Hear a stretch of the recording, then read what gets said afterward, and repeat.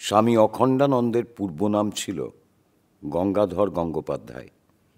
তাঁর পিতা শ্রীমন্ত গঙ্গোপাধ্যায় টোলে অধ্যয়ন করিয়া তর্করত্ন উপাধি লাভ করেন এবং কুলাচার্যের কাজ করিতেন বলিয়া ঘটক ঠাকুর নামে পরিচিত হন। এই পরিবারের আদি বাসস্থান ছিল যশোহরের নড়াইল মহাকুমার ব্রাহ্মণডাঙ্গা গ্রামে। কিন্তু গঙ্গাধরের জন্মের প্রায় 100 বৎসর পূর্বে ইঁহারা কলকাতা প্রবাসী হন। তর্করত্ন মহাশয় বিশেষ শুদ্ধাচারী ও নিষ্ঠাবান ব্রাহ্মণ ছিলেন। গঙ্গাধরের জন্মকালে তিনি আহিরিটোলা পল্লীতে মানিক বসুর ঘাট স্ট্রিটে এক ভাড়াটিয়া বাড়িতে বাস করিতেন। এখানে 1271 বঙ্গাব্দের 15ই আশ্বিন, ইংরেজির 1864 খ্রিস্টাব্দের 30শে সেপ্টেম্বর অমাবস্যার তিথিতে মহালয়ার দিনে শুক্রবার ভাবী সন্ন্যাসী অখণ্ডানন্দ জন্মগ্রহণ করেন। নিষ্ঠাবান পরিবারে জাত বালক গঙ্গাধর বুদ্ধি বিকাশের সঙ্গে সঙ্গে কৃচ্ছ সাধনাদিতে রত হইলেন এবং উপনয়নের পরে সপাক ভোজন, গীতা উপনিষদ পাঠ এবং পূজা ও ধ্যানাদিতে মনোনিবেশ করিলেন। সম্ভবত 1877 খ্রিস্টাব্দের কোনো এক শুভ মুহূর্তে তিনি বাল্যবন্ধু হরিনাথ স্বামী তুরীয়ানন্দের সহিত বাগবাজারের দীননাথ বসু মহাশয়ের গৃহে রামকৃষ্ণের প্রথম পুণ্য দর্শন লাভ করেন। ইহার পর 1883 কিংবা 1884 খ্রিস্টাব্দের গ্রীষ্মকালে তিনি দক্ষিণেশ্বরে যাইয়া ঠাকুরের প্রকৃত দর্শন লাভ করেন। এই কয় বৎসর গঙ্গাধরের ধর্মভাব আরও গভীর এবং দৃঢ়মূল হইয়াছে। তিনি তখন ব্রহ্মচর্যের সমস্ত নিয়ম পালন করেন, 3 বার গঙ্গা স্নান করেন, স্বহস্তে রন্ধনপূর্বক একবেলা হবিষ্যান্ন গ্রহণ করেন, মস্তকে তৈলমর্দন করেন না, আর প্রাণায়াম করিতে করিতে তাঁহার অঙ্গে স্বেদ ও পুলক হয়। এমনকি গঙ্গায় ডুব দিয়া তিনি অনেকক্ষণ কুম্ভক করেন। এতদ ব্যতীত হরিনাথের নিকট হরিতকীর প্রশংসাসূচক 2টি শ্লোক শুনিয়া ওই বিষয়ে এত বাড়াবাড়ি করিতেন যে ওষ্ঠদয় সর্বদা সাদা দেখাইত। ব্রহ্মচারী গঙ্গাধর যেদিন দক্ষিণেশ্বরে প্রথম ঠাকুরের সন্নিকটে গেলেন, ঠাকুর সেদিন সস্মিত বদনে তাহাকে বড়ই যত্নপূর্বক নিজ সমীপে বসাইলেন এবং প্রথমেই জিজ্ঞাসা করিলেন, তুই আমাকে আগে দেখেছিলি? উত্তরে গঙ্গাধর বলিলেন, হ্যাঁ, একেবারে খুব ছেলেবেলায় আপনাকে একবার দীনু বোসের বাড়িতে দেখেছিলাম। বালকের মুখে এইরূপ কথা শুনিয়া ঠাকুর সহাস্যে অদূরবর্তী গোপালদাকে ডাকিয়া বলিলেন, ওহে শোন শোন, এ বলছে কিনা আমায় খুব ছেলেবেলায় দেখেছিল। এর আবার ছেলেবেলায়। ঠাকুরের নির্দেশে গঙ্গাধর সেদিন সন্ধ্যায় কালী মন্দির ও বিষ্ণু মন্দিরে প্রণাম আনতে পঞ্চবটিতে কিয়ৎক্ষণ ধ্যান করিলেন এবং তাহার আগ্রহে সে রাত্রি দক্ষিণেশ্বরেই কাটাইলেন। পরদিন গৃহে যাইতে উদ্যত হইলে ঠাকুর বলিলেন, আবার আসি শনিবারে। গঙ্গাধর পরে বলিয়াছিলেন, ঠাকুর যাকে ভালোবাসতেন তাকে শনি মঙ্গলবারে আসতে বলতেন, শনি মঙ্গলবারে ধ্যান জপ অধিক করতে বলতেন, বলতেন শনিবার মধুবার। অল্প কয়েকদিন পরেই গঙ্গাধর এক শনিবারে ঠাকুরের নিকট দ্বিতীয়বার উপস্থিত হইলে তিনি গঙ্গাধরকে একখানি মাদুর দিয়া উহা পশ্চিমের বারান্দায় পাতিতে বলিলেন। পরে একটা বালিশ আনিয়া উহাতে শুইলেন। অতঃপর তিনি গঙ্গাধরকে সুখাসনে বসিয়া ধ্যান করিতে বলিলেন। আসনের উপদেশোচ্ছলে তাহাকে বলিলেন, একেবারে ঝুঁকে বসতে নেই, আবার এমনই হয়েও বসতে নেই। তবে সঙ্গে সঙ্গে ইহাও বলিয়া রাখিয়াছিলেন, বাড়া ভাত পেলে তুই যেমন করেই খা, পেট ভরবে। অবশেষে গঙ্গাধরের জিহ্বায় কি যেন একটা লিখিয়া তাহাকে দীক্ষা দিলেন এবং শয়ন করিয়া গঙ্গাধরের ক্রোড়ে শ্রীচরণ স্থাপনপূর্বক তাহাকে পদসেবা করিতে আদেশ দিলেন। গঙ্গাধর তখন একটু একটু কুস্তি লড়েন, সুতরাং এমন জোরে চাপ দিলেন যে ঠাকুর বলিয়া উঠিলেন, ওরে করিস কি, ছিঁড়ে যাবে যে, এমনি করে আস্তে আস্তে। গঙ্গাধরের তখন হুঁশ হইল যে ঠাকুরের শরীর অতি কোমল, যেন হাড়ের উপর মাখন মাখানো রহিয়াছে। গঙ্গাধর অতঃপর প্রায়ই অপরাহ্নে আসিয়া সকালে চলিয়া যাইতেন। তিনি তখন মালসা পোড়াইয়া হবিষ্যি করেন। বহু সাধা সাধিতে ব্রাহ্মণের বাটিতে পর্যন্ত বিষ্ণুর প্রসাদও কেহ তাহাকে গ্রহণ করাইতে পারে না। দ্বীপ্রহরে দক্ষিণেশ্বরে থাকিলে পাছে ঠাকুরের আদেশে এই নিয়মের ব্যতিক্রম হয়, এই জন্য নৈষ্ঠিক ব্রাহ্মণ কুমার সেরূপ অবাঞ্ছিত অবস্থা এড়াইয়া চলেন। তীক্ষ্ণ দৃষ্টি ঠাকুর কিন্তু সবই বুঝিতে পারিয়াছিলেন। তাই কঠোরতার আধিক্য কমাইবার জন্য কোনোদিন বলিতেন, তুই ছেলে মানুষ, তোর অত বুড়োটেপনা ভাব কেন? কোনোদিন বা প্রাণায়ামের ফলে কঠিন রোগ হইতে পারে, এইরূপ বুঝাইয়া দিয়া নিত্য গায়ত্রী জপ করিতে বলিতেন। ইতোমধ্যে গঙ্গাধর গ্রীষ্মকালের কোনো এক একাদশীর দিনে কোঁচার খুঁট গলায় ফেলিয়া ও একটা তরমুজ লইয়া ঠিক দ্বীপ্রহরের পরে ঠাকুরের নিকট উপস্থিত হইলেন। একে বালক, তাহাতে প্রচণ্ড রৌদ্রে মুখ লাল হইয়া উঠিয়াছে। তরমুজটি সম্মুখে রাখিয়া ঠাকুরকে প্রণাম করিতেই তিনি উদ্বিগ্ন কণ্ঠে বলিলেন, আজ তুই আবার এখনই যাবি নাকি? গঙ্গাধর বলিলেন, আগে না, সে রাত্রি দক্ষিণেশ্বরে কাটিল। সকালে উঠিয়া ঠাকুর তাহাকে এক গাড়ু জল লইয়া তাহার সঙ্গে পঞ্চবটীর অভিমুখে যাইতে বলিলেন এবং পঞ্চবটীর পূর্ব দিকে পূর্বাশ্ব হইয়া ধ্যান করিতে বলিয়া চলিয়া গেলেন। কিছুক্ষণ পরে ফিরিয়া আসিয়া গঙ্গাধরকে সোজা করিয়া দিয়া বলিলেন, একটু বেঁকে যাস। তারপর উভয়ে শয়নগৃহে ফিরিয়া গঙ্গা স্নানে গমন করিলেন। স্নানের পর ঠাকুর মা কালীর শরণান্তে বিষ্ণুঘর ও কালীঘর হইতে প্রেরিত প্রসাদ আদি ধারণ করিলেন এবং বেলপানা ও অন্যান্য ফল মিষ্টি স্বয়ং কিঞ্চিৎ গ্রহণ করিয়া গঙ্গাধরকে খাইতে দিলেন। গঙ্গাধরও আপত্তি না করিয়া সবই গ্রহণ করিলেন। ভোগারতির পরে ঠাকুর তাহাকে বলিলেন, যা গঙ্গা জলে পাক, মা কালীর প্রসাদ মহা হবিষ্যি, যা খেগে যা। দ্বিরুক্তি না করিয়া গঙ্গাধর সেদিকে অগ্রসর হইলেন এবং মনে মনে ভাবিতে লাগিলেন, ঠাকুর বিষ্ণুঘরে যাইতে না বলিয়া কালীঘরে যাইতে বলিলেন কেন? সেখানে তো মাছ রান্না হয়।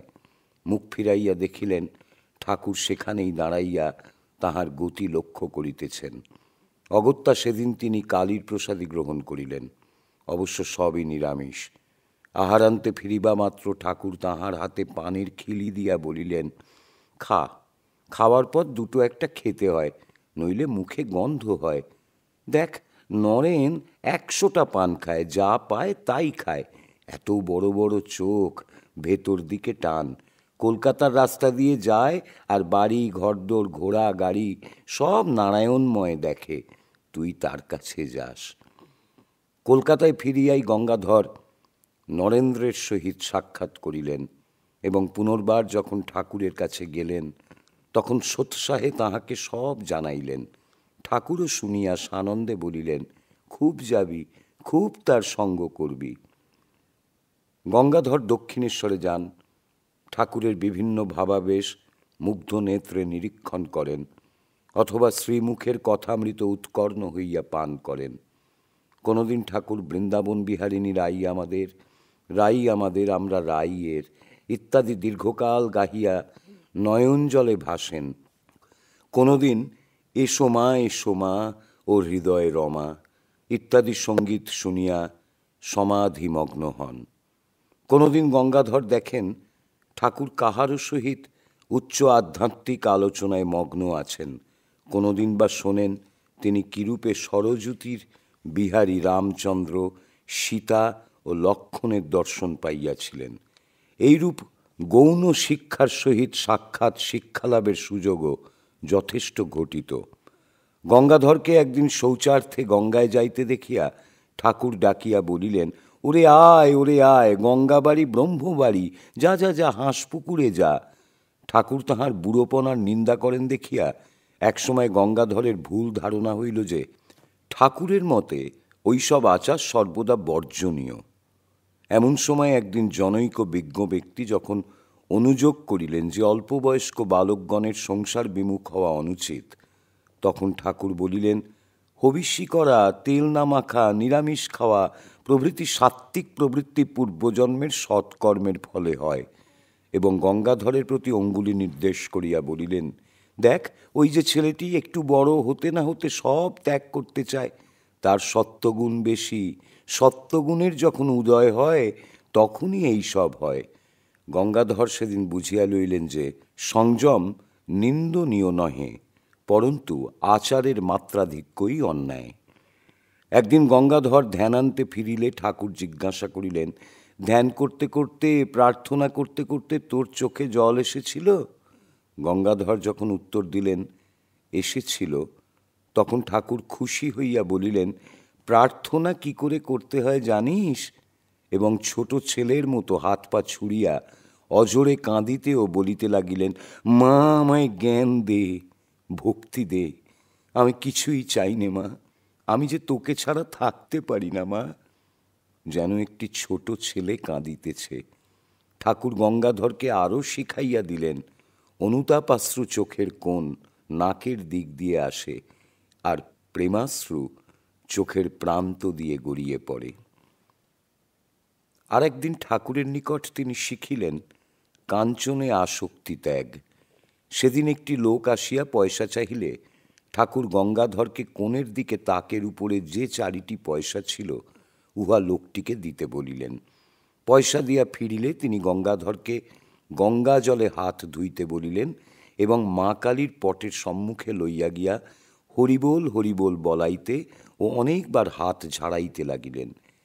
ইহার কিঞ্চিত পূর্বে গঙ্গা স্নানে গিয়া ঠাকুর দেখিয়াছিলেন যে ঘাটে একজন ব্রাহ্মণ কালীবাড়ির খাজাঞ্চির সহিত বৈষয়িক আলোচনা করিতেছেন।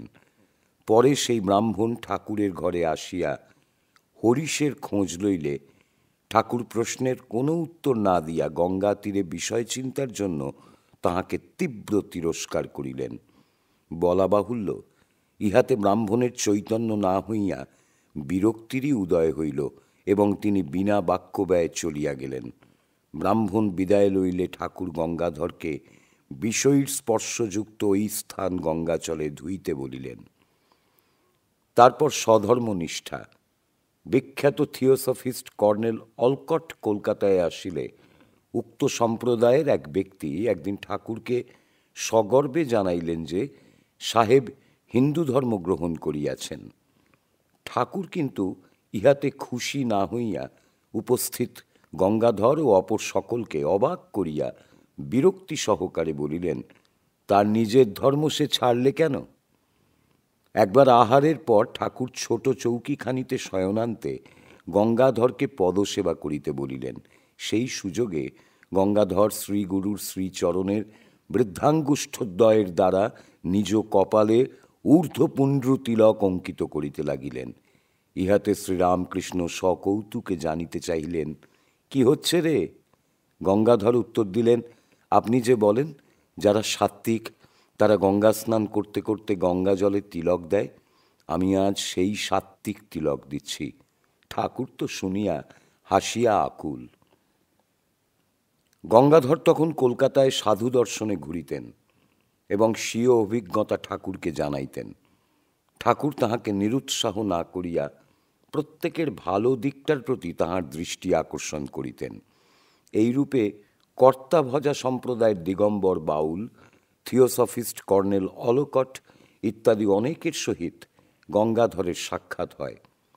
একবার ঠাকুর তাহাকে দক্ষিণেশ্বরের কালী মন্দিরের অভ্যন্তরে লইয়া গিয়া বলিলেন, এই দেখ চৈতন্যময় শিব। গঙ্গাধরের অমনি অনুভূতি হইল যেন চৈতন্যময় শিব নিঃশ্বাস ফেলিতেছেন। মৃন্ময়ে সেদিন তিনি চিন্ময়ের দর্শন পাইলেন। গঙ্গাধরের সময় কাটাইবার এক উপায় ছিল বাল্যবন্ধু হরিনাথের সহিত অপরাহ্নে গঙ্গা তীরে ভ্রমণ করিতে করিতে ধর্ম প্রসঙ্গ করা। তখন তাহারা মাঝে মাঝে গঙ্গা তীরে ধ্যানরত নাগ মহাশয়ের অবিকম্প মূর্তি সোল্লাসে দর্শন করিতেন। কোনো কোনো রাত্রে গঙ্গাধর বাগবাজার খালের পোর্ট কমিশনারদের তোলা সেতুর পশ্চিম দিককার গোল স্তম্ভের খাটালে বসিয়া ধ্যান করিতেন। একবার ঐরূপ ধ্যানকালে পাহারাওয়ালার মুখে একটি প্রেমাভক্তির গান শুনিয়া তিনি মুগ্ধ হন এবং উহা লিখিয়া লইয়া নরেন্দ্রকে দেখাইলে তিনিও গানটির প্রশংসা করেন। গঙ্গাধরের জীবনের পরবর্তী অংশে আমরা তাহাকে পাই পরিব্রাজক রূপে। সত্য শিব সুন্দরের সন্ধানে তখন তিনি হিমালয়ে, তিব্বত, রাজপুতানা প্রভৃতি অঞ্চলে পরিভ্রমণ করিতেছেন। বরাহনগর মঠ প্রতিষ্ঠার পরে গঙ্গাধর সর্বদাই মঠে যাতায়াত করিতেন। নরেন্দ্রকে না দেখিলে তিনি থাকিতে পারিতেন না। অবশেষে একদিন তিনি গৃহত্যাগ করিয়া 1887 সালের ফেব্রুয়ারি মাসে বৈদ্যনাথের টিকিট কাটিয়া ট্রেনে উঠিলেন। পরন্তু বুদ্ধদেবের আকর্ষণে বৈদ্যনাথে না নামিয়া বাঁকিপুর হইয়া বুদ্ধ গয়ায় উপস্থিত হইলেন। তথা হইতে তিনি পদব্রজে রাজগৃহে যান এবং সেইভাবে বুদ্ধ গয়ায় ফিরিয়া আসেন। এই পথে পায়ে চলিয়া আত্মবিশ্বাস বর্ধিত হওয়ায় অতঃপর প্রায়শ তিনি পদব্রজেই তীর্থভ্রমণ করেন। এইরূপে সহায়হীন গৈরিক বস্ত্র পরিহিত গঙ্গাধর মহারাজ উত্তর ভারতের বহু তীর্থ ভ্রমণান্তে ঋষিকেশে পৌঁছিয়া উত্তরাখণ্ডের মাহাত্ম্য প্রাণে প্রাণে অনুভব করিলেন। আর তাহার মনে হইল, উত্তরাখণ্ডের প্রারম্ভেই যদি এইরূপ, তবে না জানি অন্তে কি আছে। ঋষিকেশে পর্ণকুটিরে 5ই এপ্রিল পর্যন্ত অবস্থানপূর্বক তিনি হিমালয়ের আকর্ষণে দেরাদুন ও রাজপুর হইয়া রিক্ত হস্তে মুসুরি পাহাড়ে আরোহণপূর্বক দাক্ষিণাত্যের জনৈক লিঙ্গায়েত জঙ্গম সাধুর মন্দিরে আশ্রয় লইলেন। তাহাকে অল্পবয়স্ক দেখিয়া সাধুর স্নেহের উদ্রেক হইল এবং তিনি তাহাকে উত্তরাখণ্ডের পথকষ্টের কথা বুঝাইতে লাগিলেন। গঙ্গাধর মহারাজ তথাপি নিরস্ত না হইলে সাধু তাহার নিকট একটি কম্বলের আলখাল্লা ও একখানি লুই ব্যতীত আর কিছুই নাই দেখিয়া অর্থ ও কম্বল আদি দিতে চাহিলেন। কিন্তু ত্যাগী গঙ্গাধর শুধু একগাছি লাঠি চাহিয়া লইয়া 30 ক্রোশ দূরবর্তী টিহিরির পথ ধরিলেন। এই পথে নূতন জুতা ব্যবহারের ফলে তাহার পায়ে ফোস্কা পড়ে এবং ওই জন্য তাহাকে কিছুদিন টিহিরিতে অপেক্ষা করিতে হয়। এই তিক্ত অভিজ্ঞতার পরে তিনি প্রায় 1 বৎসর পাদুকা ব্যবহার করেন নাই।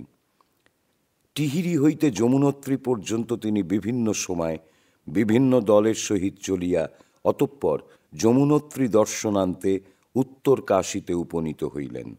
তাহার মনে তখন তিব্বত ভ্রমণের আকাঙ্ক্ষা জাগিতেছে, কিন্তু আপাতত তিনি গঙ্গোত্রী যাত্রা করিলেন। পথে ভাটোয়ারি গ্রামের নিকটে পথি পার্শ্বে এক মুমূর্ষু সাধুকে দেখিতে পাইয়া তিনি তাহাকে বহু আয়াসে ধর্মশালায় লইয়া আসিলেন। সাধু পরদিনই দেহত্যাগ করিলেন। তখন গঙ্গাধর মহারাজকেই অগ্রণী হইয়া সাধুর দেহের সলিল সমাধির ব্যবস্থা করিতে হইল। গঙ্গোত্রীতে উপস্থিত হইয়া তথায় কিছুদিন বাস করার উদ্দেশ্যে তিনি যে গুহায় আশ্রয় লইলেন, উহারই সম্মুখে একটি বৃহৎ গুহায় একজন ব্রাহ্মণ 3 দিন যাবৎ অভুক্ত অবস্থায় পড়িয়াছিলেন। অতএব স্বভাবত সেবাপরায়ণ গঙ্গাধর মহারাজ তাহার আহারাদির ব্যবস্থা করিলেন। ইহাতে মুগ্ধ হইয়া ব্রাহ্মণ 1 সপ্তাহ পরে তাহারই সহিত তীর্থ পর্যটনে চলিলেন। গঙ্গাধর মহারাজ নিঃসঙ্গ ভ্রমণেরই পক্ষপাতী, সুতরাং ধরারি গ্রাম পর্যন্ত একসঙ্গে চলিয়া তিনি একাকী চন্দ্রবদনীর পীঠাভিমুখে যাত্রা করিলেন।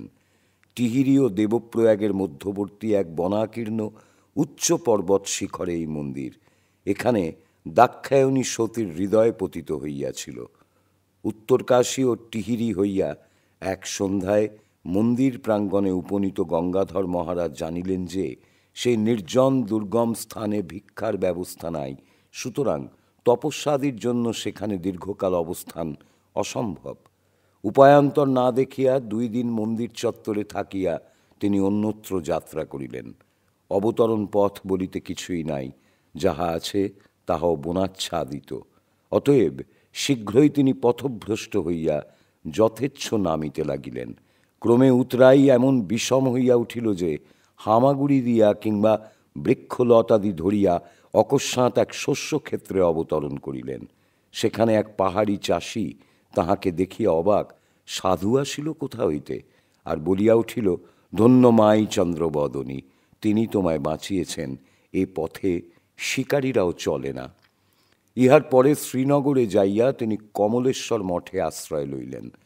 মঠের মহান্তজি তাহাকে একখানি কম্বল দিলেন। তারপর তিনি অলকানন্দা ও মন্দাকিনীর সঙ্গম এবং কেদারনাথ ও বদ্রীনারায়ণের পথদ্বয়ের মিলনস্থল রুদ্রপ্রয়াগ অতিক্রম করিয়া অগস্ত্য মুনিতে এক বৈষ্ণব সাধুর সহিত মিলিত হন।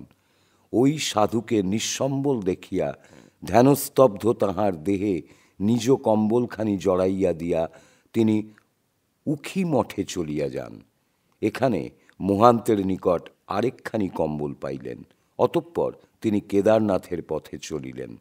গুপ্তকাশীতে পূর্ব পরিচিত এক উদাসী সাধুর সহিত সাক্ষাৎ হইলে সাধু উপযুক্ত শীত বস্ত্রের অভাবে কষ্ট পাইতেছেন দেখিয়া তিনি স্বীয় মোটা কম্বলখানি সাধুর স্কন্ধে তুলিয়া দিয়া তাহার পাতলা কম্বলখানি চাহিয়া লইলেন।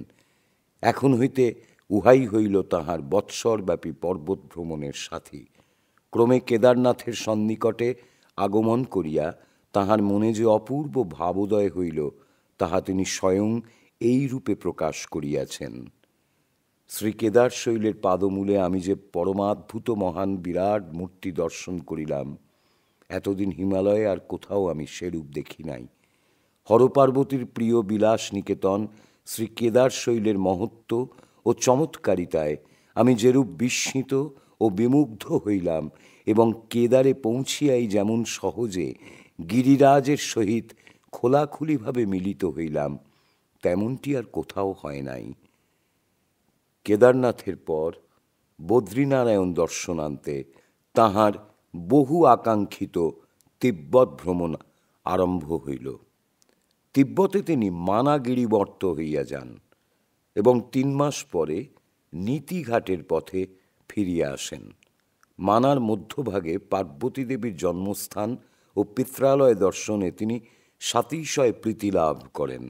প্রথমবারে তিব্বত হইতে ফিরিয়া বদ্রীনারায়ণ দর্শনান্তে তিনি কিছুদিন তিব্বতী ব্যবসায়ীদের সহিত হিমালয়ে বাস করেন এবং পরে ঋষিকেশে নামিয়া আসেন। দ্বিতীয়বারে তিব্বত গিয়াছিলেন তিনি বদ্রিকাশ্রম হইয়া ছিপছিলাম গিরিবর্তের পথে এবং ওই সময় 5 মাস তিব্বতে অবস্থানের সুযোগে কৈলাস ও মানস সরোবর দর্শন করিয়াছিলেন। ওই দ্বিতীয়বারেও তিনি নীতিঘাটের পথে বদ্রিকাশ্রমে প্রত্যাগমন করেন।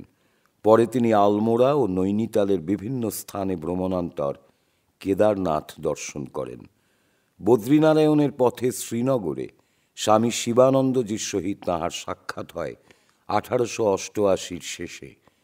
গঙ্গাধর মহারাজ তখন তিব্বতী বেশ পরিহিত এবং তাঁহার মুখ তিব্বতীদের ন্যায় তুষার ঝলসানো, তাই অকস্মাৎ শিবানন্দজি তাহাকে চিনিতে পারিলেন না। কিন্তু দাদা দাদা আহ্বান শ্রবণে তিনি গঙ্গাধরকে বুকে জড়াইয়া ধরিলেন। তারপর উভয় কিছুদিন একসঙ্গে তীর্থভ্রমণ করিলেন। বদ্রিকাশ্রম হইতে অবতরণকালে শিবানন্দজি গঙ্গাধর মহারাজকে পুনঃ তিব্বতে যাইতে নিষেধ করিলেও অতৃপ্ত আকাঙ্ক্ষা তাহাকে তথায় লইয়া গেল। প্রত্যাগমনকালে লাদাখ হইয়া তিনি শ্রীনগরে উপস্থিত হইলে ব্রিটিশ সরকারের এজেন্ট তাহাকে গুপ্তচর সন্দেহে বন্দী করিলেন 1889 সালের ডিসেম্বর মাসে। সৌভাগ্যক্রমে 5 দিন পরে তিনি মুক্তি পাইলেন। তিব্বত ভ্রমণকালে তাহার যে সকল অভিজ্ঞতা হইয়াছিল, তন্মধ্যে কয়েকটি বিশেষ উল্লেখযোগ্য। প্রথম বৎসর তিনি থুলিং মঠে থাকিয়া তিব্বতী ভাষা শিখিতে আরম্ভ করেন, কিন্তু লামাদিংয়ের ঐশ্বর্য, বিলাসিতা ও দরিদ্র পীড়নের প্রতিবাদ করার ফলে তাহার স্কন্ধে খাপ সমেত তলোয়ারের আঘাত পড়ে।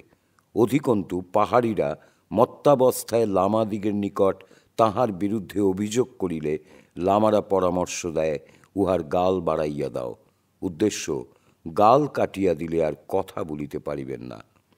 অবস্থা বুঝিয়া গঙ্গাধর মহারাজ পলাইয়া যান। দ্বিতীয়বারে তিনি লাসা যাইতে উদ্যত হইলে তিব্বতী পুলিশ তাহাকে বন্দী করে। পরে পরিচিত তিব্বতী ব্যবসায়ীরা জামিন দিয়া তাহাকে ছাড়াইয়া আনে। বস্তুত এই সব ব্যবসায়ীরা তাহাকে খুবই ভালোবাসিত। ইহাদের এক ব্যক্তি একসময় তাহার নিকট শ্রীরামকৃষ্ণের আলোকচিত্র দেখিয়া এতই মুগ্ধ হয় যে তারপর সে যতদিন তাহার সহিত ছিল ততদিন ওই চিত্রকে বুদ্ধের সমাসনে বসাইয়া পূজা করিত। তিব্বতী পুলিশের নিকট মুক্তি পাইয়া কৈলাস ও মানস সরোবর দর্শনকালে তিনি ডাকাতের হাতে পড়েন এবং গুড় ও চাল ভাজা দিয়া কোনো প্রকারে রক্ষা পান। তৃতীয়বার তিনি লাসায় যাইতে উদ্যত হইলে বন্ধুরা পর্যন্ত বিরোধী হইল, কাজেই তিনি ওই আশা পরিত্যাগ করিলেন।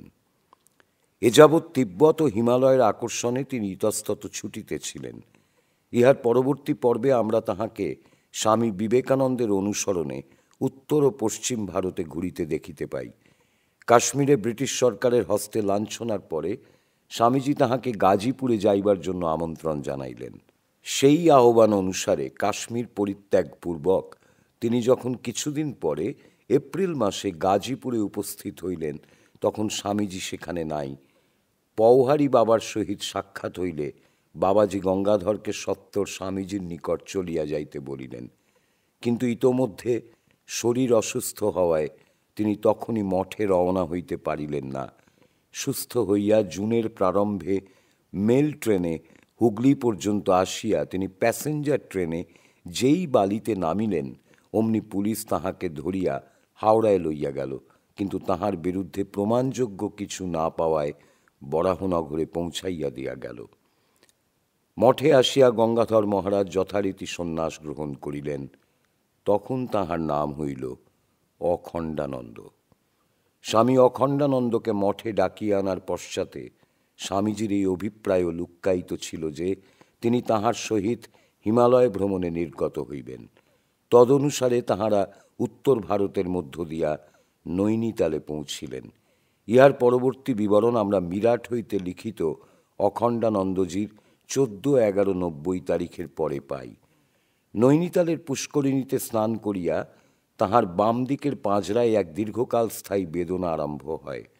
এই অবস্থায় তিনি স্বামীজির সহিত আলমোড়ায় উপস্থিত হইয়া শারদানন্দজির ওই বৈকুণ্ঠনাথ সান্যাল মহাশয়ের সহিত মিলিত হন। স্বামীজির ইচ্ছা ছিল যে তিনি ভাগীরথী তীরে বাস করিবেন, সুতরাং তথা হইতে 4 জনে একসঙ্গে কর্ণপ্রয়াগে আসেন। এখানে স্বামী অখণ্ডানন্দের জ্বর হওয়ায় 3 দিন অপেক্ষা করিতে হয়। পরে শ্রীনগরাভিমুখে চলিয়া সলরকার চটিতে আসিয়া স্বামীজি অখণ্ডানন্দজি জ্বরগ্রস্ত হন। 3 দিন পরে তথা হইতে 5-6 মাইল নিচের দিকে চলিয়া তাহারা এক ধর্মশালায় উপনীত হইলেন। জ্বর তখন এত বৃদ্ধি পাইয়াছে যে তাহাদিগকে পরদিন ডান্ডি করিয়া শ্রীনগরে যাইতে হইল। এখানে তাহারা পক্ষাধিককাল ছিলেন। ইতোমধ্যে স্বামী অখণ্ডানন্দের পুনরায় জ্বর হওয়ায় সিভিল সার্জনকে দেখানো হইল। তিনি বলিলেন যে ব্রঙ্কাইটিস হইয়াছে, সমভূমিতে নামিয়া যাওয়া আবশ্যক। তদনুসারে তাহারা দেরাদুনে চলিলেন। পথে রাজপুরে তুরীয়ানন্দ স্বামীর সহিত তাহাদের সাক্ষাৎ হইল। ইহার পরে স্বামীজি স্বামী শারদানন্দ ও স্বামী তুরীয়ানন্দ ঋষিকেশে চলিয়া গেলেন। অখণ্ডানন্দ মহারাজের সহিত রহিলেন শুধু সান্যাল মহাশয়। এইরূপ তপক্লেশ ও ভ্রমণক্লেশের মধ্যেও আনন্দের অভাব ছিল না। একবার এক সন্ধ্যায় কোনো গ্রামে উপস্থিত হইয়া স্বামীজিকে তামাক খাওয়াইবার জন্য অখণ্ডানন্দজি গ্রামের মধ্যে আগুনের অন্বেষণে গেলেন, কিন্তু কেহই আগুন দিল না। ইহাতে সকলেই একটু চিন্তিত হইলেন। যে গ্রামে আগুনই দুর্লভ, সে গ্রামে ভিক্ষার তো কথাই উঠিতে পারে না। এমন সময় অখণ্ডানন্দজি বলিলেন, এক প্রবাদ আছে, গাড়োয়াল সরিখা দাতা নহি, লঠা বগর দেতা নেহি।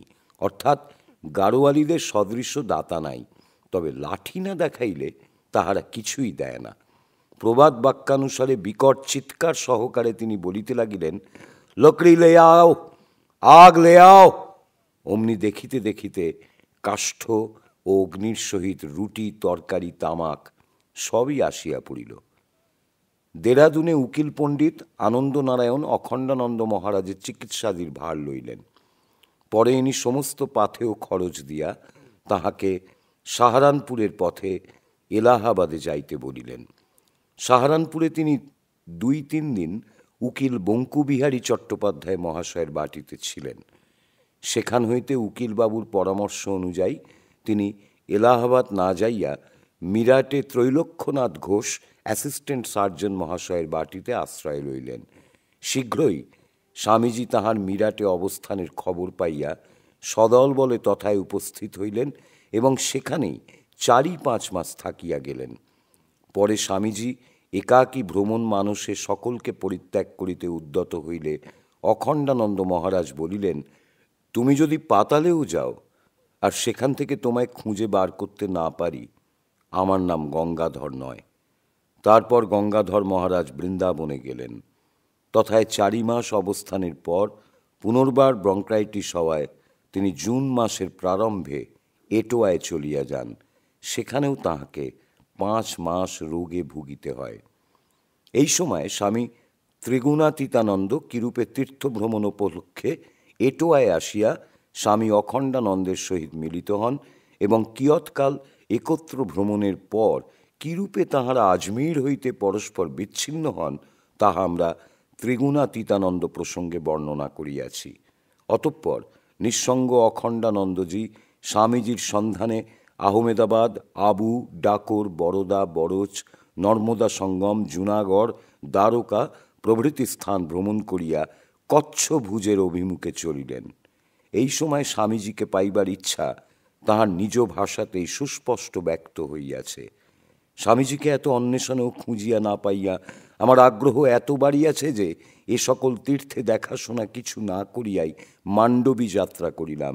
সেখানে শোনা গেল স্বামীজি নারায়ণ সরোবর যাত্রা করিয়াছেন। মান্ডবীতে 1 রাত্রি বাস করিয়া পরদিন পদব্রজে নারায়ণ সরোবর গমন করিলাম। মান্ডবী হইতে নারায়ণ সরোবর যাইবার গাড়ির পথটি বড়ই বিপদসংকুল ছিল। চুরি ডাকাতি সেখানে প্রায়ই হইত।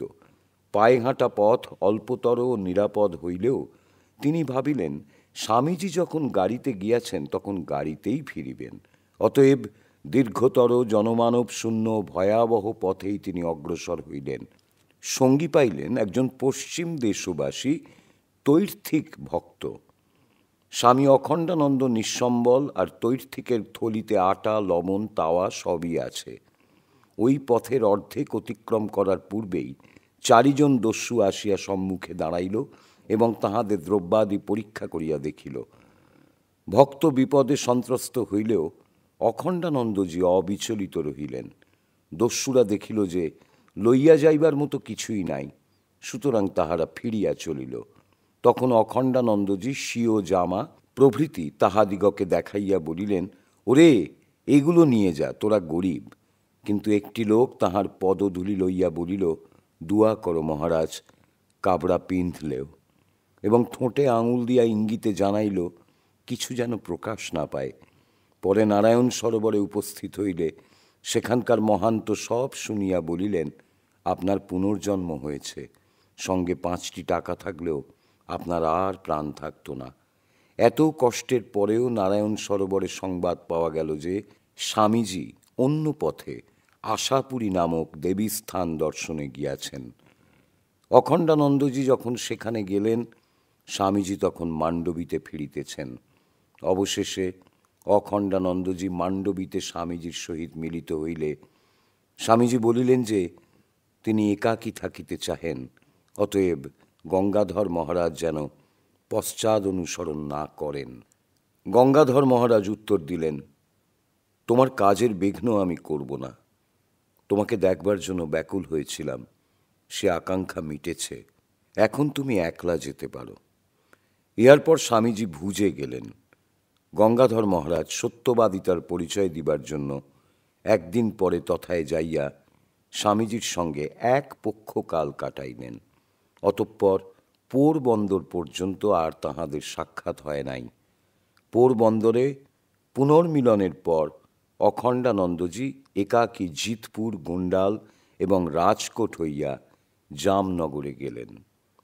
স্বামী অখণ্ডানন্দের মতে জামনগরে সেবাব্রতের সূচনা, রাজপুতানায় খেতড়িতে ক্রমোন্নতি এবং মুর্শিদাবাদে উহার প্রসার ও পরিণতি।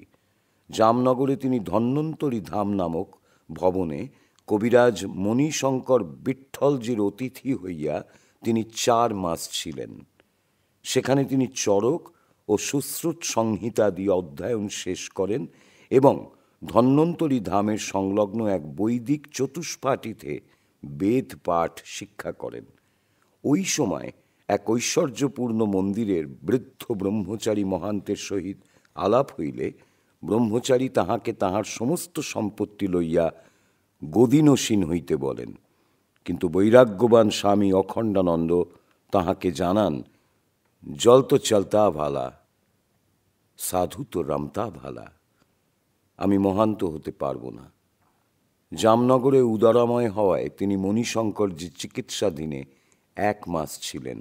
ওই চিকিৎসা ও পথ্যদির ফলে তিনি দুর্বল হইয়া পড়ায় শ্রীযুক্ত শঙ্করজি শেঠ তাহাকে নিজ বাড়িতে লইয়া গিয়া প্রায় 4 মাস রাখেন। শেঠ ভবনে অবস্থান বড়ই বৈচিত্র্যময় ছিল। গুণমুগ্ধ শেঠজি অখণ্ডানন্দের পথ্যের জন্য দুগ্ধের বিশেষ ব্যবস্থা করিয়া তাহাকে নিজ পার্শ্বে বসাইয়া খাওয়াইতেন। অপরাহ্নে গাড়ি করিয়া বেড়াইতে লইয়া যাইতেন এবং মুলজি নামক একজন গায়কের গান শোনাইতেন। শেঠজি প্রত্যহ একজন সাধুকে ভোজন করাইতেন। একদিন জনৈক সাধু ভোজন প্রার্থনা করিলে ভৃত্য জানাইয়া দিল যে গৃহে অপর সাধু আছেন, আর কাহারও ব্যবস্থা হইবে না। শুনিয়া অখণ্ডানন্দ মহারাজ নিজের ভোজ্য সাধুকে দিতে উদ্যত হইলে শেঠজি আদেশ দিলেন যে অতঃপর কোনো সাধুকে বিমুখ করা চলিবে না। শেঠ ভবনে তিনি বেদ ও উপনিষদাদি দীর্ঘ রাত্রি পর্যন্ত জাগিয়া অধ্যয়ন করিতেন। পরে চাতুর্মাসা শেষ হইলে তিনি অন্যত্র যাইতে চাহিলেন, কিন্তু শেঠজি ছাড়িলেন না। এদিকে শেঠজির উপর সাধুর প্রভাব ও অর্থক্ষয়ের সম্ভাবনা দেখিয়া ঈর্ষাপরায়ণ ব্যক্তিরা স্বামী অখণ্ডানন্দের কফিতে জয়পাল মিশাইয়া প্রাণহরণে উদ্যত হইল। বিষ প্রয়োগজনিত ভেদ আরম্ভ হইলে চিকিৎসার্থে আগত শ্রীঝণ্ডু ভট্ট বিঠ্ঠলজির বুঝিতে বাকি রহিল না যে ইহা বিষেরই প্রতিক্রিয়া। সুতরাং তিনি সাধুকে স্বগৃহে লইয়া গেলেন। সদাশয় ভট্টজি অর্থ না লইয়া বহু রোগীর গৃহে যাইতেন, দরিদ্রদিগকে বিবিধ রূপে সাহায্য করিতেন এবং অনেককে স্বগৃহে রাখিয়া চিকিৎসা করিতেন। তাহার মুখে প্রায়শ 2টি শ্লোক শোনা যাইত। উহার ভাবার্থ এই, এমন কি কোনো উপায় আছে যাহাতে আমি সকল প্রাণীর অন্তরে প্রবেশপূর্বক সর্বদা তাহাদের দুঃখ ভারের ভাগী হইতে পারি? আমি রাজ্য, স্বর্গ অথবা মুক্তি চাহি না, আমি শুধু দুঃখতপ্ত প্রাণীদের আর্তিনাশ করিতে চাই। ভট্টজির জীবন দর্শনে ও তাহার আলাপ শ্রবণে অখণ্ডানন্দ স্পষ্ট বুঝিয়াছিলেন যে মানুষের সেবা করা ও মানুষকে ভালোবাসা সর্বাপেক্ষা শ্রেষ্ঠ ধর্ম। জামনগরে প্রায় 1 বৎসর থাকিয়া গঙ্গাধর মহারাজ কুণ্ডলা গ্রাম, কাঠিয়াওয়াড় ও বরোদা হইতে বোম্বাই যাত্রা করেন। ভাবনগরে তিনি স্বামীজির আমেরিকা গমনের সংবাদ পান। পুনা ও বোম্বাই দেখিয়া তিনি ব্রহ্মানন্দজি ও তুরীয়ানন্দজির আহ্বানে আবু রোডে গমন করেন 1893 সালের সেপ্টেম্বর মাসে এবং 3 জনে একসঙ্গে আজমিরে যাইয়া সর্দার হরি সিং লাডখানির গৃহে প্রায় 1 মাস অবস্থান করেন। ইহার পরে মহারাজের উপদেশে অখণ্ডানন্দজি খেতড়িতে যান। খেতড়ি জীবনের কিয়দংশ আমরা তাহার নিজ ভাষাতেই লিপিবদ্ধ করিলাম। খেতড়িতে প্রথমবার 1.5 মাসকাল রাজার অতিথিরূপে অবস্থিতি করিয়া রাজার পুস্তকাগারে থিওডোর পার্কারের সমগ্র গ্রন্থপাঠ এবং ভারত ইতিহাস ও সংস্কৃত কাব্য সাহিত্য আলোচনা করি। পরে খেতড়িরাজের জ্ঞাতি সর্দার ভুরি সিংয়ের আহ্বানে মালশিসরে গমন করিয়া তাহার বাটিতে চাতুর্মাসা যাপন করি এবং 2 মাস একটি জৈন সাধুর সমাধি মন্দিরে বাস ও মাধুকরী করি। চাতুর্মাস্যকালে বেদান্ত, সংস্কৃত ও হিন্দি ভাষা আলোচনা এবং জৈন সাধুর মন্দিরে পণ্ডিত সীতারামের নিকট নিয়মিত শঙ্কর দিগ্বিজয় ব্যাখ্যা শ্রবণ করিতাম। এই রাজপুতানা প্রদেশে 8 মাস বাস করিয়া নানা গ্রাম ঘুরিয়া ধনী সর্দার ও গরিব প্রজার অবস্থা প্রত্যক্ষ করি। গরিব প্রজাদের দুঃখ দূর করিবার উপায় চিন্তা করিতে থাকি এবং তাহাই মানব জীবনের প্রধান কর্তব্য বলিয়া হৃদয়ঙ্গম করিয়া সেই কর্তব্য সাধনে পণ করি। মালসীশ্বর হইতে ফিরিয়া তিনি নিত্য খেতড়ি রাজসভায় বেদান্ত ব্যাখ্যা করিতেন। মালসীশ্বরে অবস্থানের সুযোগে তিনি হিন্দি ভাষা শিখিয়া লওয়ায় তাহার বক্তব্য সকলেরই নিকট সহজবোধ্য হইত। ইতোমধ্যে দারিদ্র মোচন সম্বন্ধে স্বামীজির নির্দেশ চাহিয়া তিনি তাহাকে পত্র লিখিয়াছিলেন। উত্তরে স্বামীজি লিখিলেন, দরিদ্র দেব ভব, মূর্খ দেব ভব। দরিদ্র, মূর্খ, অজ্ঞানী, কাতর ইহারাই তোমার দেবতা হউক, ইহাদের সেবাই পরম ধর্ম জানিবে। কার্যক্ষেত্র সম্মুখেই ছিল, নেতার নির্দেশে উহাতে প্রবেশ করিতে তাহার আর দ্বিধা রহিল না। রাজার একটি এন্ট্রান্স স্কুলে মাত্র 80টি উচ্চবর্ণের ছাত্র ছিল। নানা আপত্তি সত্ত্বেও তিনি রাজার অনুমতিক্রমে গোলা অর্থাৎ রাজপ্রাসাদের ভৃত্য জাতীয় ছাত্রদিগকেও সেখানে ভর্তি করাইলেন এবং ক্রমে ছাত্র সংখ্যা 200তে উঠিল। খেতড়ি হইতে জয়পুর এবং জয়পুর হইতে উদয়পুর ইহাই তাহার পরবর্তী ভ্রমণের ক্রম। উদয়পুরে তিনি রামবাগ নামক বাগানে পালা গণেশজির মন্দিরে আশ্রয় পাইলেন। রাজদরবার হইতে অন্যান্য সন্ন্যাসীদের ন্যায় তাহারও ভোজনাদির ব্যবস্থার প্রস্তাব আসিলে তিনি জানাইলেন যে রাজ্যের কেহ অভুক্ত না থাকিলেই তিনি মহারানার সিধা লইতে পারেন। বলা বাহুল্য, এরূপ উত্তরে রাজ্যের অমাত্যগণের শুধু ক্রোধ বৃদ্ধি হইল। আর একদিন এক নিরক্ষর নাগা সাধু তাহাকে প্রশ্ন করিল, মহারাজ, লঙ্কায় এখন কার রাজ্য? অখণ্ডানন্দজি বলিলেন, কেন, ইংরেজের? নাগা রক্তচক্ষু ঘূর্ণিত করিয়া বলিল, কভি নেহি, ও বিভীষণ কা রাজ্য হ্যায়। নাগা ধরিয়া লইয়াছিল যে রামচন্দ্রের বরে অমর বিভীষণ এখনো লঙ্কার রাজা। এই অকাট্য যুক্তির সম্মুখে খ্রিস্টানি পুস্তকলব্ধ বিদ্যা পরাজয় মানিতে বাধ্য হইল। ফলত তিনি উদয়পুরে প্রতিকূল পরিবেশের মধ্যে কিছুই করিতে না পারিয়া অন্যত্র চলিলেন। বিদায়কালে স্বামী রামকৃষ্ণানন্দের পত্রে পড়িলেন, স্বামীজি সকল গুরুভাইকে জীব সেবা কার্যে আত্মনিয়োগ করিতে উপদেশ দিয়াছেন। উদয়পুরের পর একলিঙ্গ দর্শনান্তে শ্রীনাথ দ্বারায় পৌঁছিয়া তিনি রঘুনাথজি ভাণ্ডারীর গৃহে অতিথি হইলেন এবং গৃহস্বামীর পুত্রকে অশিক্ষিত দেখিয়া তাহার শিক্ষার ভার স্বহস্তে লইলেন। এই একান্ত ব্যক্তিগত অধ্যাপনাকে অবলম্বন করিয়াই অচিরে সেখানে এক মধ্য ইংরেজি বিদ্যালয় প্রতিষ্ঠা হইয়া গেল। অতঃপর তিনি ওঙ্কারনাথ, ইন্দোর, উজ্জয়িনী, রাথলাম, চিতোর ও জয়পুর ইত্যাদি দেখিয়া খেতড়িতে ফিরিলেন। তাহার খেতড়িতে অবস্থানের ফলে স্থানীয় সংস্কৃত পাঠশালার বিশেষ উন্নতি হয় এবং উহার নাম হয় খেতড়ি আদর্শ বৈদিক বিদ্যালয়। বিদ্যালয়ে বেদের অর্থবোধের জন্য বেদাঙ্গ পাঠেরও প্রচলন হয় এবং ছাত্রদের পুস্তকাদির জন্য তিনি অর্থ সংগ্রহ করিয়া দেন। রাজ্যের বাৎসরিক মহাদরবারে এযাবৎ কেবল উচ্চশ্রেণীর লোকেরাই স্থান পাইতেন। সাধারণ প্রজারা নিকটে আসিতে উদ্গ্রীব, অথচ বারংবার শান্ত্রীদের দ্বারা দূরীকৃত হইতেছে দেখিয়া অখণ্ডানন্দ মর্মাহত হইলেন এবং অবসর বুঝিয়া রাজাকে সমস্ত জানাইলেন।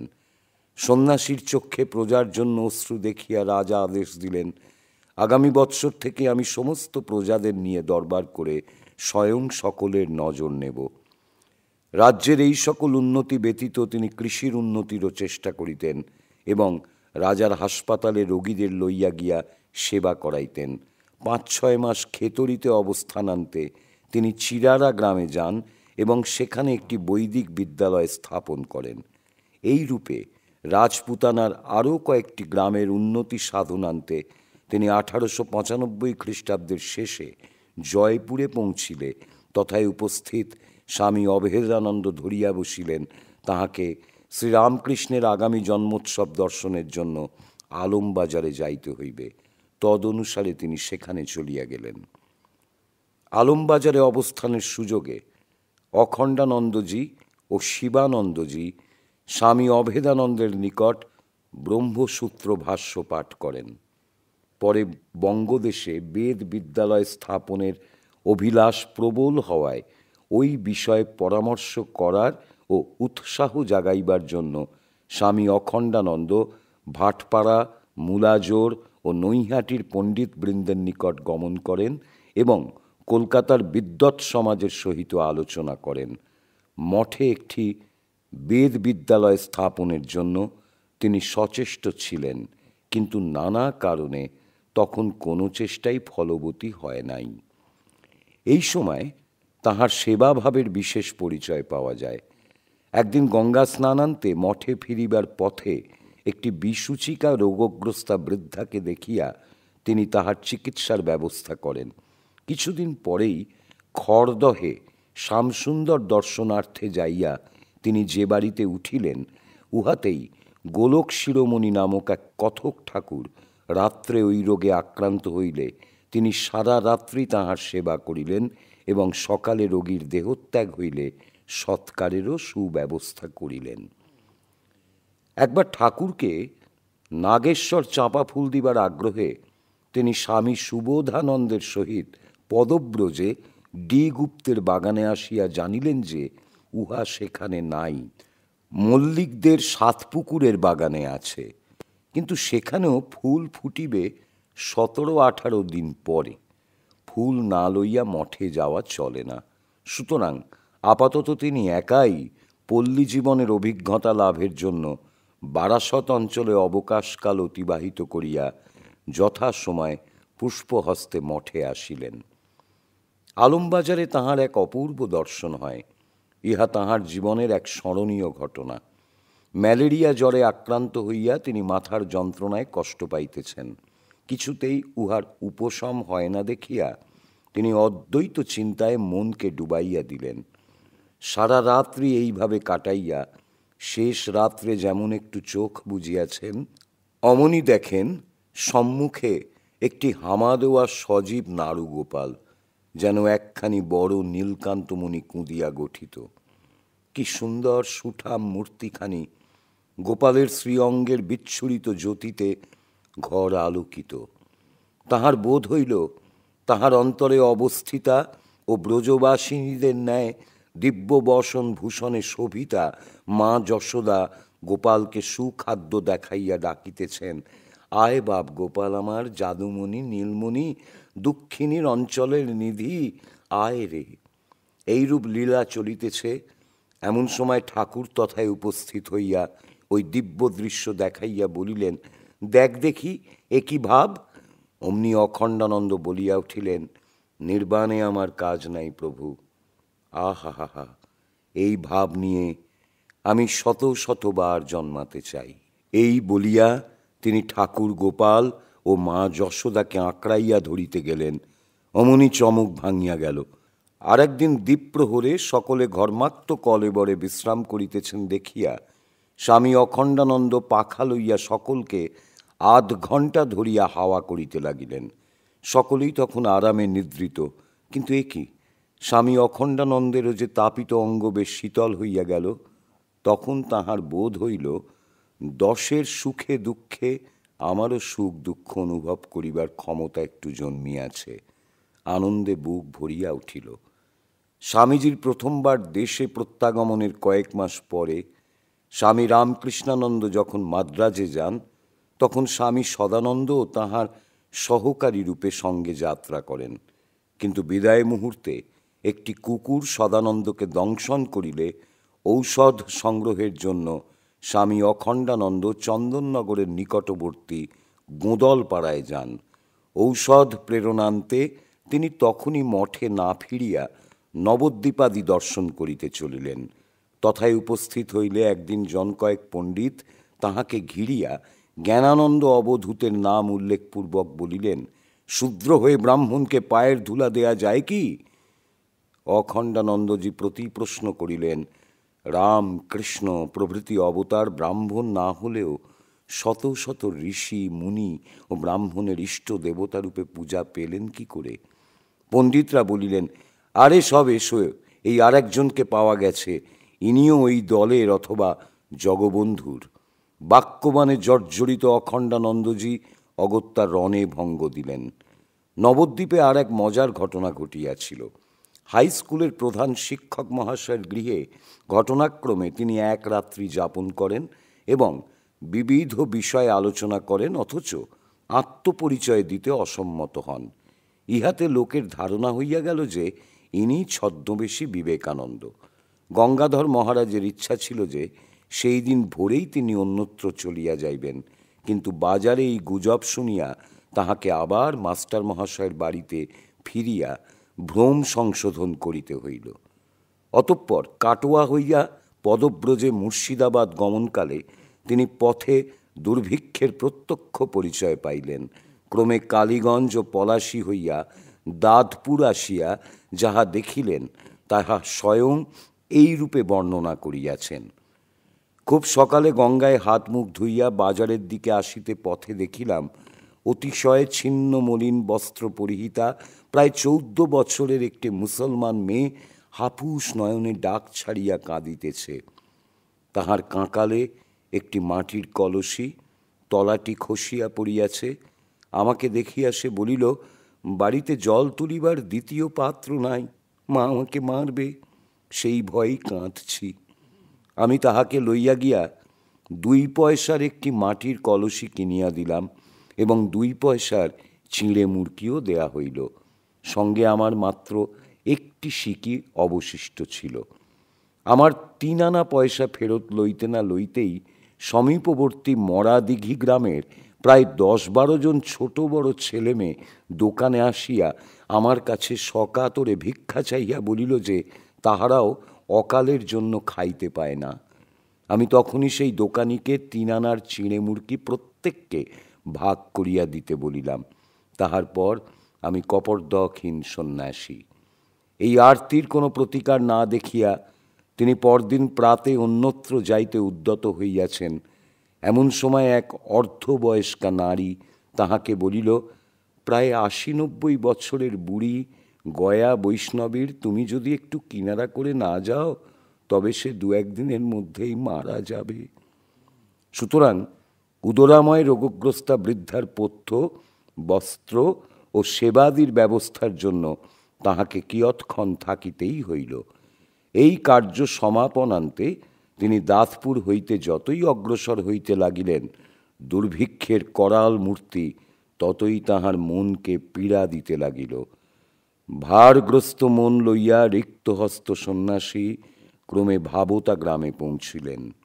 তথায় রাত্রি যাপনান্তে প্রাতে বহরমপুরের পথে চলিতে গিয়া তিনি দেখেন কে যেন তাহাকে নিচের দিকে টানিয়া ধরিতেছে।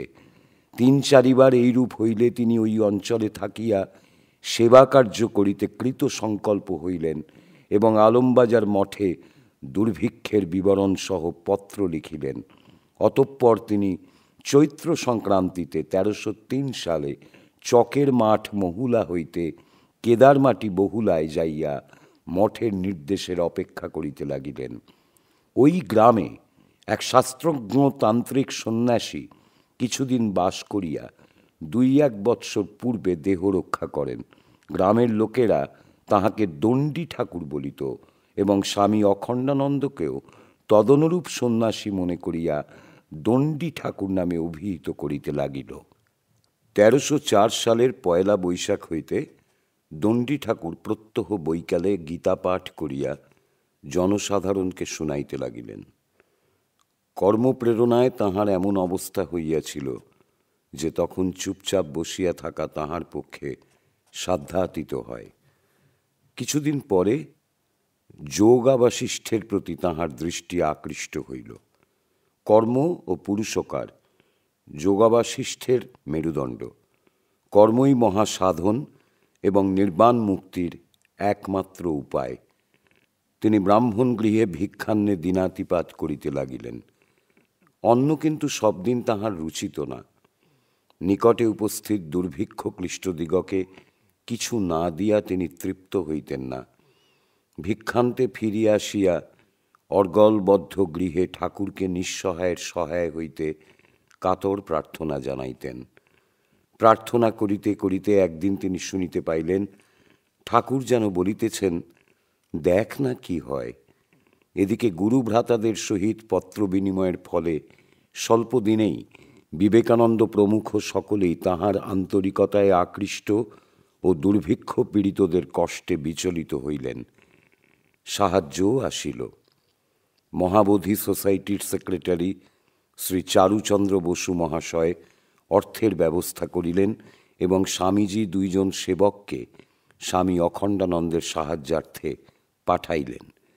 ইহারা বৈশাখী সংক্রান্তিতে মহুলা পৌঁছিলেন এবং 1897 খ্রিস্টাব্দের 15ই মে সেবা কার্য আরম্ভ হইল।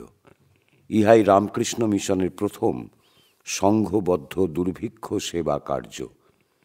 অখণ্ডানন্দজি বা তাঁহার সহকর্মীরা দুর্ভিক্ষ ফান্ড হইতে নিজেদের জন্য অর্থাদি না লইয়া অন্যত্র উহা সংগ্রহ করিতেন। ওই সময় আবার ভূমিকম্পের ফলে ওই অঞ্চলের লোকের প্রচুর ক্ষতি হওয়ায় তাঁহারা উহার প্রতিকার কল্পেও যথাসাধ্য সাহায্য করেন। দুর্ভিক্ষ শেষ হইল, কিন্তু মহাপ্রাণ মহাপুরুষের জীব সেবাব্রতের তখন মাত্র প্রারম্ভাবস্থা। দুর্ভিক্ষের ফলে বহু অনাথ বালককে গৃহবিচ্যুত দেখিয়া তাহার প্রাণ কাঁদিয়াছিল। জেলা ম্যাজিস্ট্রেট লেভিঞ্চ সাহেবও তাহাকে বলিলেন যে এই অনাথ দিগকে লইয়া আশ্রম গঠন করিলে দেশের এক প্রকৃত অভাব দূরীভূত হইবে এবং ওই কার্যে সরকারি সাহায্যেরও অভাব হইবে না। এইরূপ একটি কার্যের জন্যই তখন তাহার প্রাণ আকুল। সুতরাং স্বামী বিবেকানন্দের সম্মতিক্রমে তিনি 1897 শেষার্ধে 2টি বালকের ভার লইলেন। পরবৎসর মে মাসে দার্জিলিংয়ের 4টি বালক লইয়া অনাথ আশ্রম প্রতিষ্ঠিত হইল। 1898 শেষ পর্যন্ত আশ্রম মহুলায় ভট্টাচার্যদের চালাঘরে থাকিয়া পরে সারগাছি গ্রামের প্রশস্ত পথের উপর একখানি পুরাতন দ্বিতল গৃহে উঠিয়া আসিল। উহার 13 বৎসর পরে আশ্রমটি 1913 অব্দের মার্চ মাসে সারগাছির বর্তমান নিজস্ব ভূমিতে স্থানান্তরিত হয়। প্রথমাবধি দণ্ডী ঠাকুর আশ্রমের সর্বপ্রকার উন্নতি সাধনে মনোনিবেশ করিয়াছিলেন। ইহার ফলে বহু অনাথ বালকের প্রাণ রক্ষা, সুশিক্ষা এবং সদ্ভাবে জীবনযাত্রা নির্বাহের সুব্যবস্থা হইল। আশ্রমে বালকদের বাসাহারের সহিত সাধারণ শিক্ষা, শিল্পশিক্ষা ও ধর্মশিক্ষারও ব্যবস্থা হইল। এতদ্ব্যতীত পল্লীর উন্নয়ন ও সাহায্যকল্পে দাতব্য চিকিৎসালয়, নৈশ বিদ্যালয় ইত্যাদিও স্থাপিত হইল। ফলত স্বামী অখণ্ডানন্দের অন্তরের আকুতি আশ্রমের বিবিধ কার্যাবলম্বনে ক্রমেই মূর্তি পরিগ্রহ করিতে লাগিল। এই সকল কার্যে তিনি দীর্ঘকাল একাই ব্যাপৃত থাকিলেও তাহার মৌলিক চিন্তার বা কর্মোদ্যমের অভাব পরিলক্ষিত হইল না। স্বদেশী আন্দোলনেরও পূর্বে তিনি আশ্রমে চরকা এবং তাঁতের প্রবর্তন করেন এবং খাদির মর্যাদা বৃদ্ধির বহু পূর্ব হইতে স্বয়ং তাঁতের মোটা কাপড় পরিতে থাকেন। আশ্রমে কার্পাসের চাষ হইতে লব্ধ তুলা গ্রামে বিতরিত হইত। পরে গ্রাম হইতে আনিত সূত্র দ্বারা আশ্রমে বস্ত্র প্রস্তুত হইত। ইহার প্রারম্ভে স্বহস্তে একটু কাপড় বুনিয়া এই আদর্শবাদী সন্ন্যাসী বাষ্পরুদ্ধ কণ্ঠে বলিয়াছিলেন, আমি একজন সামান্য সন্ন্যাসী, এই সামান্য পল্লীতে 4 আঙুল কাপড় বুনেছি, কিন্তু এর দ্বারা 33 কোটি ভারতবাসীর নগ্নতা কিঞ্চিত আবৃত হবে। এতদ্ব্যতীত তিনি পল্লীবাসীর শিক্ষার জন্য ছায়াচিত্র সহায় বক্তৃতাদিরও ব্যবস্থা করিতেন। মহারাজা মনীন্দ্রচন্দ্র নন্দী তাঁহার কার্যে সন্তুষ্ট হইয়া আশ্রমকে প্রচুর অর্থ দিতেন। এই সকল প্রশংসা ও সাফল্য মাত্রে সন্তুষ্ট না থাকিয়া অখণ্ডানন্দজি সর্বদা স্বীয় আদর্শকে সুপ্রতিষ্ঠিত করিতেই তৎপর থাকিতেন। তাই কটি মাত্র বস্ত্রাবৃত হইয়াও মাথায় রুমাল বাঁধিয়া তিনি অপরাহ্ন 2-3টা অবধি কৃষকের মতো অবিরাম পরিশ্রমান্তে লেবু দিয়া পান্তা ভাত মাত্র খাইয়া তৃপ্তি লাভ করিতেন। এরূপ নিরলস স্বার্থগন্ধশূন্য একনিষ্ঠ শ্রমকে সফল করিয়া ক্রমে 2টি কক্ষযুক্ত ও উভয় পার্শ্বে বারান্দা বিশিষ্ট একটি হর্ম্য নির্মিত হইল। উহারই একটি প্রকোষ্ঠে অখণ্ডানন্দজি বাস করিতেন, অপর কক্ষে পুস্তকাবলী রক্ষিত ও পূজাদি অনুষ্ঠান হইত। বালকগণও এই বাটিতে বাস করিত। মন্দির নির্মাণ তাহার তেমন মনোপ্পুত ছিল না, কারণ শিব জ্ঞানে জীব সেবাই যাহার জীবনের ব্রত, তিনি কেন শুধু প্রতিমাতেই দেববুদ্ধি করিবেন? আশ্রমের বালকগণ ক্রীড়াচ্ছলে ঠাকুরকে সাজাইয়া পূজার আনন্দ প্রাপ্ত হউক, কিন্তু তিনি তো পূজা করিবেন বালক নারায়ণদের। এই ভাবকে রূপায়িত করার উদ্দেশ্যে তিনি একবার এক ক্ষতদুষ্ট অনাথ বালককে ঋগ্বেদোক্ত পুরুষ সূক্তের মন্ত্রে স্নান করাইয়া দেবজ্ঞানে আহার করাইয়াছিলেন। আর একদিন অপর এক বালক রাত্রে লণ্ঠন লইয়া পথ দেখাইয়া চলিতে থাকিলে তিনি আপনাকে সেবাপরাধী মনে করিয়া আলোকটি স্বহস্তে গ্রহণপূর্বক বালকের পথপ্রদর্শক হইয়াছিলেন। এইরূপ ভাবধারার সহিত মন্দিরে সামঞ্জস্য না থাকিলেও পঞ্চগ্রামের ব্রাহ্মণের ইচ্ছায় অবশেষে ইষ্টক নির্মিত দ্বিতল দেবালয় আশ্রম প্রাঙ্গণ পরিশোভিত করিল এবং 1928 খ্রিস্টাব্দের অন্নপূর্ণা পূজা দিবসে উহার প্রতিষ্ঠা কার্য সম্পন্ন হইল। ক্রমে গোশালা, বিদ্যালয়, দাতব্য চিকিৎসালয়, শিল্প শিক্ষায়তন ইত্যাদি সমস্তই নির্মিত হইয়া গেল। এই অনাথাশ্রমের একটি নিজস্ব পদ্ধতি ছিল। পুঁথিগত বিদ্যার সহিত হৃদয়ের প্রসারের জন্য বালকগণ পার্শ্ববর্তী গ্রাম সকলে বিবিধ সেবা কার্যে নিযুক্ত হইত। একবার ওই অঞ্চলে বিসূচিকার প্রাদুর্ভাব হইলে আশ্রম বালকগণ সেবা দ্বারা ও রোগ প্রতিষেধক ব্যবস্থা অবলম্বনে শত শত গ্রামবাসীর প্রাণ রক্ষা করিয়াছিল। মনে রাখিতে হইবে যে আশ্রম স্থাপনের পর স্বামী অখণ্ডানন্দের কার্য আপাতত একটি গ্রামে সীমাবদ্ধ হইলেও তিনি অবকাশ ও প্রয়োজন অনুযায়ী অন্যত্র যাইতেন এবং তাহার অন্তর সর্বদাই পর দুঃখে ম্রিয়মান হইত। বিহারের ভাগলপুর জেলায় ঘোঘা নদীর বন্যায় পার্শ্ববর্তী গ্রাম সকল প্লাবিত হইলে তিনি 15টি গ্রামকে 10 সপ্তাহ যাবৎ বিবিধ প্রকারে সাহায্য করিয়াছিলেন এবং স্বহস্তে বহু বিসূচিকাগ্রস্তের সেবা করিয়াছিলেন।